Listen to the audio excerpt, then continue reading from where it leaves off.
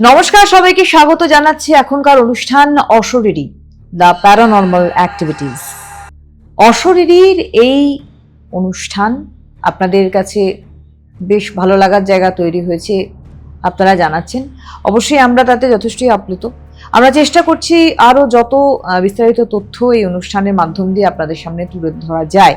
এই paranormal activities বা অতি প্রাকৃত বিষয় কি এবং আদৌ এর কোনো ভিত্তি আছে কিনা, এই ছদ্ম বিজ্ঞানের সঙ্গে আমাদের যে বিজ্ঞান, সেই বিজ্ঞানের কোনো তালমেল আছে কিনা, বা এই ছদ্ম বিজ্ঞান আদৌ বিজ্ঞানের কোনো অংশ কিনা, এগুলো নিয়ে আমরা যতটা পারছি গবেষণার মাধ্যম দিয়ে আলোচনা করার চেষ্টা করছি। আমাদের বিভিন্ন ধরনের তথ্য থেকে উঠে আসা সমস্ত বিষয়গুলিকেই আপনাদের সামনে তোলার চেষ্টা করছি এবং ঘটে যাওয়া ঘটনাগুলিকেও অনেকেই হয়তো বা জানেন, অনেকেই না। তো সব মিলিয়ে মিশিয়ে অনুষ্ঠানটিকে এগিয়ে নিয়ে যাওয়ার চেষ্টা করছি। আজকের যে এপিসোড, গত এপিসোডে আপনাদের যেমন বলিউডের একটি বিখ্যাত ছবির কথা বলেছিলাম, লেকিন, যেটি ডিম্পল কাপাডিয়া, হেমা মালিনী এবং বিনোদ খান্না অভিনীত একটি হরর মুভি, এবং যেখানে তার ঠিক শুটিং সেটে কি ধরনের অতি প্রাকৃত ঘটনা অর্থাৎ প্যারানর্মাল অ্যাক্টিভিটিস ঘটেছিল সেগুলো নিয়ে অল্প বিস্তর আলোচনা আমরা করেছি যতটুকু সময় আমরা পাই। আজকে যে মুভির কথা বলবো, দেখুন এরকম প্রচুর ছবি রয়েছে যে ছবিগুলো তৈরি হয়েছে, এবং এই ছবিগুলির শুটিং সেটে বিভিন্ন ধরনের কলা কুশলী যারা রয়েছেন, ক্রু মেম্বার যারা রয়েছেন, তারা কিন্তু অনেক রকম অভিজ্ঞতার কথা তারা শেয়ার করেছেন পরবর্তী সমস্ত সাক্ষাৎকারগুলিতে। সেখান থেকেই আমরা পেয়েছি বা পাওয়া যায়, আপনারাও সেগুলো দেখতে পারবেন সোশ্যাল সাইট ঘাঁটলে। তো এরকমই একটি ছবি, American movie, horror movie, the possession. এই দ্য পজেশন ছবিটি রিলিজ হয়েছিল 2012 সালে, 2012-এ।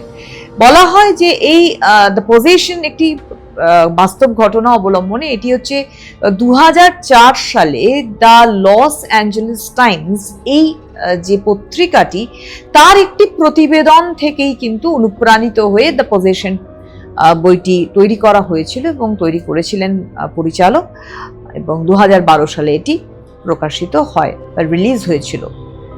বলা হয়, অ্যাকচুয়ালি আগে ঘটনাটা বলি, যে এই দ্য পজেশন এটার যে অরিজিনাল ফ্যাক্ট ছিল সেটা হচ্ছে যে একটি ডিবুক বক্স নিয়ে, অর্থাৎ কেউ ডাইবুক বক্স বলে, কেউ ডিবুক বক্স বলে। সেটা হচ্ছে যেমন আমরা প্ল্যানচেট করি, আমি এর আগেও বহুবার কয়েকটি এপিসোডে বলেছি। তো বিদেশে এরকম ডিবুক বক্সের মাধ্যম দিয়ে কিন্তু প্ল্যানচেট করা হয়, একটি কাঠের বক্স, এবং সেখানে কোনো মানে বক্সটির মধ্যে কোনো স্পিরিট সেই বক্সটির কে পজেস করেছিল, এরকম একটা বিষয়, এরকম লোককথা। এটা অ্যাকচুয়ালি একটি ইহুদি লোককথা, এবং এই ইহুদি লোককথা রাব্বি এবং তার সঙ্গে এই ডিবুক বক্স নিয়েই মিলেমিশেই গল্পটি তৈরি হয়েছিল দ্য পজেশন। কিন্তু এর মূল গল্প বা মূল ফ্যাক্ট যেটা ছিল, ডেফিনিট করে যেটা দ্য লস অ্যাঞ্জেলেস টাইমস তে প্রতিবেদন হিসেবে বেরিয়েছিল, এবং এই প্রতিবেদনটির নাম ছিল জিমস ইন বক্স। প্রতিবেদনের নাম আমরা যেমন শিরোনাম দিই, তো ওই প্রতিবেদনটি যেহেতু নিউজ পেপার ছিল, ওই প্রতিবেদনের হেডলাইন ছিল জিমস ইন বক্স। তো এটা এই খবরটিকে নিয়েই গল্পটি তৈরি করা হয়েছিল, এবং সেখানে একটি তরুণী, একটি মেয়ে ওই বক্সটি কিনে এনেছিল, এবং তারপরে সেই মেয়েটি পজেসড হয়ে যায় এবং অস্বাভাবিক আচরণ করে। পরবর্তীকালে সে ইহুদি ধর্মীয় রীতিনীতির হাত ধরে ওই সমস্যা থেকে বেরোয়, এরকমই গল্প। কিছু তো দেখুন কাল্পনিক বিষয় তো থাকবে, নাহলে আর মুভি হবে কি করে, মানুষ অ্যাট্রাক্ট হবেন কি করে। তো ওই দ্য পজেশন ছবিটি যখন শুটিং চলছিল, ওই ছবির অন্যতম অভিনেতা জেফ্রি ডিন মর্গ্যান, যিনি অত্যন্ত জনপ্রিয় অভিনেতা, এ ধরনের প্যারানর্মাল বিভিন্ন মুভিজ তিনি করেছেন, এবং টেলিশো, যে টেলিভিশন যে সিরিয়াল সেগুলো করেছেন এই প্যারানর্মাল অ্যাক্টিভিটিসের উপরে। জেফ্রি ডিন মর্গ্যান তিনি একটি অভিজ্ঞতা বলেছিলেন যে ইন্টারভিউতে, যে এই যখনই এই ছবিটার একটি গুরুত্বপূর্ণ দৃশ্য শুটিং চলছে, শুটিং সেটে হঠাৎ করে যে কটা লাইট জ্বলছে সমস্ত লাইট ব্লাস্ট করছিল, মানে বিস্ফোরণ হওয়ার মতো, কিন্তু ফেটে যাচ্ছিল না, কিন্তু জাস্ট ব্লাস্ট হচ্ছে, ব্লাস্টিং। তো সে মানে কোনো কারণ ছাড়াই সেটা একটা তাদের মানে ভয় তৈরি করেছিল। এবং যে সেটে যেটা সেট তৈরি করা ছিল, শুটিং সেট, এবং সেই সেটটি কিন্তু বন্ধ ছিল, বন্ধ। ধরুন আমি যেখানে স্টুডিওতে বসে রয়েছি, ডেফিনেট করে সমস্ত দরজা জানলা সব বন্ধ, আদারওয়াইজ আমার আওয়াজটা আপনাদের পর্যন্ত যাবে না, আলো ঢুকে যাবে। তো এরকম বদ্ধ জায়গা, সেখানে অদ্ভুতভাবে একটা ঠান্ডা বাতাস ফিল করা, এবং উনি একা নয়, ওখানে কলাকুশলী যারা রয়েছেন প্রত্যেকে কিন্তু সেটা ফিল করেছিলেন। এবং তার থেকেও ভয়ঙ্কর যেটা হয়েছিল তার অভিজ্ঞতার শেয়ারে তিনি বলেছিলেন যে যে প্রপস গুলো ইউজ হয়, তো মানে বিভিন্ন ধরনের উপকরণ ইউজ হয় একটা মুভি তৈরির ক্ষেত্রে, সেই প্রপস রাখার একটা জায়গা তৈরি হয়েছিল, সেটাকে বলা হয় সেটি ছিল ওয়্যার হাউস একটা। ওই ওয়্যার হাউসে শুটিং এর পরে সমস্ত প্রপস নিয়ে ওই ওয়্যার হাউসে রাখা হতো, তার মধ্যে ডিবুক বক্সটাও রাখা হয়েছিল। তো হঠাৎ করে কোনো কারণ ছাড়াই সেই ওয়্যার হাউসে ওই প্রপসের ওখানে আগুন ধরে যায়, এবং শুধু আগুন ধরে যায় না, পুরো ডিবুক বক্স সমেত সমস্ত পুড়ে ছাই হয়ে যায়।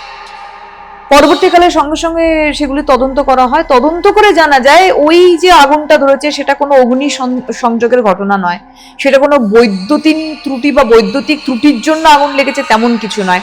তখন তদন্তকারীদের জিজ্ঞাসা করা হয়েছিল তো আগুনটা লাগলো কিসের জন্য, তারা বলেছিল অনির্ধারিত কারণ, অর্থাৎ অজ্ঞাত কারণে ওই প্রপস হাউসে আগুন লেগেছিল, ওয়্যার হাউস যেটা, যার মধ্যে ডিবুক বক্সটাও পুড়ে গিয়েছিল।